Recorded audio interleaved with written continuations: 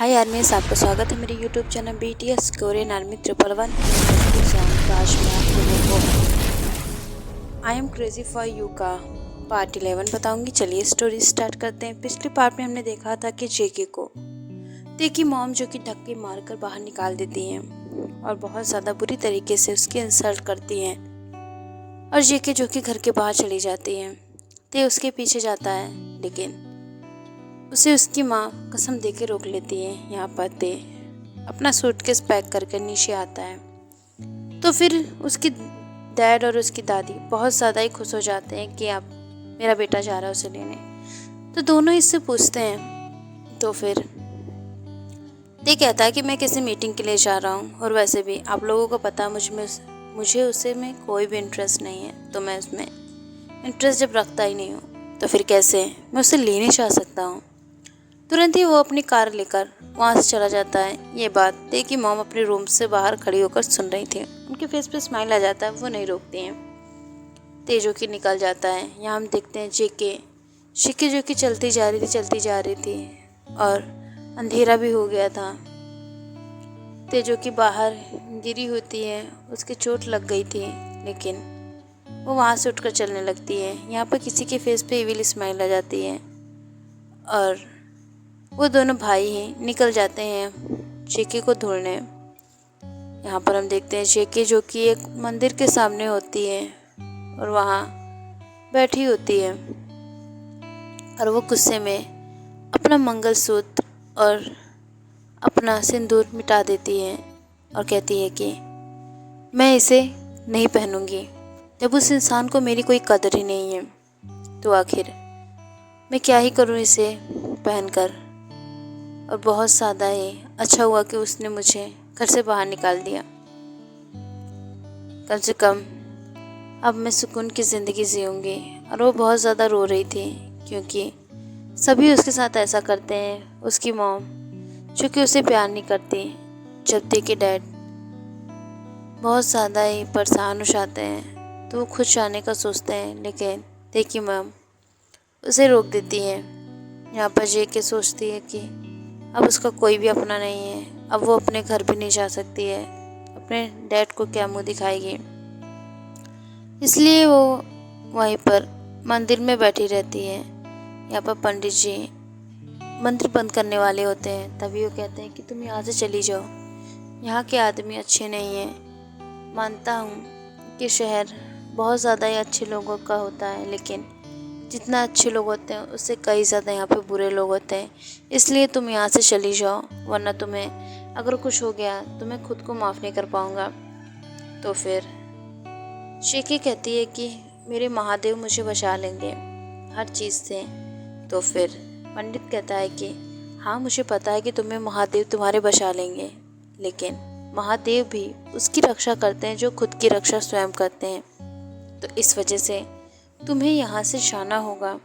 ये सब बोलकर वो बहुत ज़्यादा ही अपसेट हो जाते हैं और कहते हैं कि क्या तुम्हारी शादी हुई थी।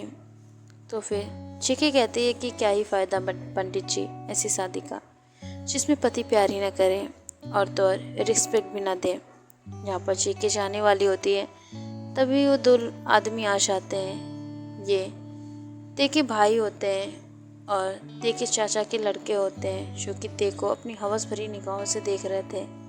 वो तो उसका फ़ायदा उठाना चाहते थे और यहाँ पर आके कहते हैं कि चलिए भाभी चलते हैं। यहाँ जेके कहती है कि नहीं मुझे नहीं जाना है। तो फिर अब वो लोग कहते हैं कि भैया ने कहा है कि आपको लेकर ही आना है। तो फिर शेकी कहती है कि नहीं मुझे नहीं जाना है, चले जाओ। वो ज़बरदस्ती उसको अपने साथ ले जाने वाले थे।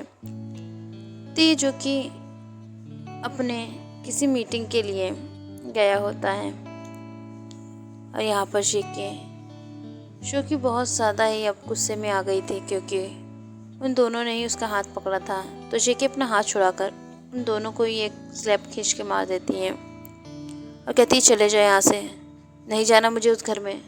आइंदा से मेरे करीब आने की कोशिश मत करना और जिस तरीके से मुझे छुआ है ना उस तरीके से आइंदा दोबारा छुआ तो जान से मार दूंगी, निकल जाओ यहाँ से। और वो दोनों ही वहाँ से चले जाते हैं। दोनों को बहुत ज़्यादा गुस्सा लगी थी। तो फिर जो उसमें सबसे बड़ा होता है वो कहता है कि टेंशन मत ले भाई, इसका बदला हम इससे लेके रहेंगे, इसे तो टेस्ट करना ही है।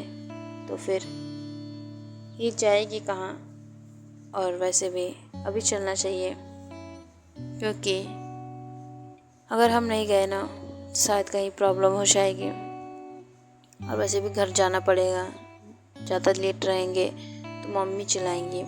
दोनों चले जाते हैं क्योंकि शिकी बहुत ज़्यादा गुस्से में होती। पंडित जी कहते हैं कैसा पति है तुम्हारा, खुद नहीं आ सकता क्या? अपनी बीवी को मनाना एक अच्छे पति की निशानी होती है, लेकिन उसने तुम्हें मनाने की जगह अपने भाइयों को भेज दिया। ऐसा कौन करता है? तो फिर शिकी कहती है कि वो मेरा पति नहीं है, अगर वो मुझे बीवी मानता तो मैं कभी घर से बाहर निकलती ही नहीं।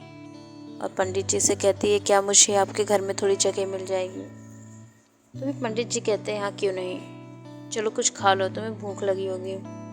जेके जो कि चली जाती है वहाँ पर, और सभी जो कि बहुत ज़्यादा ही अब खुश होते हैं। यहाँ पर पंडित जी अपनी बीवी से कहते हैं कि बहुत ज़्यादा ही अच्छी बेटी है, और उसकी बीवी कहती है कि हाँ हमको एक बेटी मिल गई, हम लोगों के पास औलाद नहीं थी, बहुत ज़्यादा अच्छी बात हुई है, और तो और अब हम इसकी शादी करा देंगे।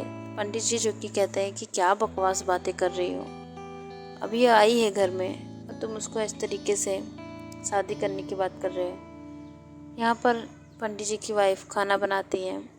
जेके जो कि उससे बार बार कहती है कि लाइए मैं बना दूँ, लेकिन वो मना कर देती है कि नहीं, तुम हमारे घर की मेहमान हो और हमारी प्यारी सी क्यूट सी बेबी, तो फिर मैं तुम्हें खाना कैसे बनाने दे सकती हूँ? बेटी माना है हमने तुम्हें, और तुम इस तरीके से खाना बनाना चाहती हो, ये हम कभी नहीं करने देंगे। तुरंत ही उसको खाना सर्व करते हैं। सभी खाना खा लेते हैं तो बर्तन इकट्ठा हो जाते हैं। तो जेकी कहती है अच्छा ठीक है, आपने अपनी बेटी माना है ना, तो अब मुझे बर्तन तो धोने दीजिए। अब वो बर्तन लेकर बाहर आ जाती है और बर्तन को वो क्लीन करने लगती है। तभी यहाँ पर देखती है कि बहुत ज़्यादा ही गार्ड आते हैं और उससे एक फ़ोटो देखकर पूछते हैं कि क्या तुमने इसे कहीं देखा है? शिकी जैसे ही सर उठाती है और उस फ़ोटो को देखती है तो शॉक हो जाती है, ये उसी की फ़ोटो होती है, उसे ढूंढ कौन रहा है ये सोचकर तो वो बहुत ज़्यादा शॉक हो जाती है। और जैसे ही वो ऊपर देखती है तो गार्ड की नज़र तुरंत ही उसके फेस पे जाती है और वो अपने आदमी से कहता है कि अरे ये तो वही है, पकड़ो इसे, उठा लो। गार्ड जो कि उसे ज़बरदस्ती उठाकर कार में बंद कर देते हैं और बहुत ज़्यादा ही अब परेशान हो जाते हैं। यहाँ पर हम देखते हैं कि युंगी जो कि बहुत ज़्यादा टेंस था शिके को लेकर, और वो अपनी गाड़ी लेकर शिके को ढूंढने के लिए निकला था। बहुत ज़्यादा ही देर हो जाती है, आधे 2 घंटे बीत जाते हैं, यहाँ शिके का कुछ पता नहीं चलता है। तो वो वहीं मंदिर पहुँच जाता है और आसपास देखता है तो वहाँ उसको मंगलसूत्र मिलता है। ये देखकर तो तुरंत ही समझ जाता है कि ये शिके का ही होगा, क्योंकि वो बहुत ज़्यादा ब्रांडेड था। और वो तुरंत ही वहाँ पर जाता है और आसपास देखता है कि कोई मिल जाए। वहाँ पे एक छोटा सा घर दिखता है। वो तुरंत ही उस पंडित के घर पे जाता है और उसे एक फ़ोटो दिखाकर पूछता है। तो फिर पंडित कहते हैं अरे ये बिटिया तो आई थी, यहाँ बर्तन मांज रही थी और हम लोगों ने बहुत ज़्यादा वेट किया इसका, 2 घंटे बीत गए और पता नहीं कौन उसको कहाँ लेकर गया होगा। बहुत अच्छी थी, अगर मिलेगी तो प्लीज़ हमें उससे मिलना है, हमें भी पूछना कि वो कैसी है, किस हाल में है। बहुत ज़्यादा अच्छी थी, उसके पति ने उसे छोड़ दिया शायद, इस वजह से वो बहुत ज़्यादा अपसेट थी और उसने अपना मंगलसूत्र भी फेंक दिया। युंगी ये सब सुन के बहुत ज़्यादा शॉक हो जाता कि कोई उसको लेकर गया है। अब तो उसके पैरों तले ज़मीन सरक जाती है। अब वो तुरंत ही वापस आता है और अपने दोस्त के पास जाता है। उसका दोस्त जो कि बहुत ज़्यादा ही बिज़ी होता है, तुरंत ही एक मैसेज करता है कि जल्दी से तू मंदिर के पास की CCTV फुटेज चेक कर। और वो उसे कॉल भी करता है लेकिन उठाता नहीं है, और दूसरी बार कॉल करने पर उठाता है तो कहता है ठीक है। और जैसे ही युंगी उसके घर पर जाता है तो वो सोया हुआ आराम से फैला हुआ मिलता है। ये देखकर युंगी का गुस्सा बढ़ जाता है और वो पानी उसके ऊपर डाल देता है। ओके यार, मैं इस पार्ट को मैं एंड करती हूँ। नेक्स्ट पार्ट में जानेंगे अब आगे क्या होगा, क्या जेके मिल पाएगी या फिर नहीं, इसके लिए हमें वेट करना होगा। तो बाय आर्मी, सरांगे और support for me and I love you army.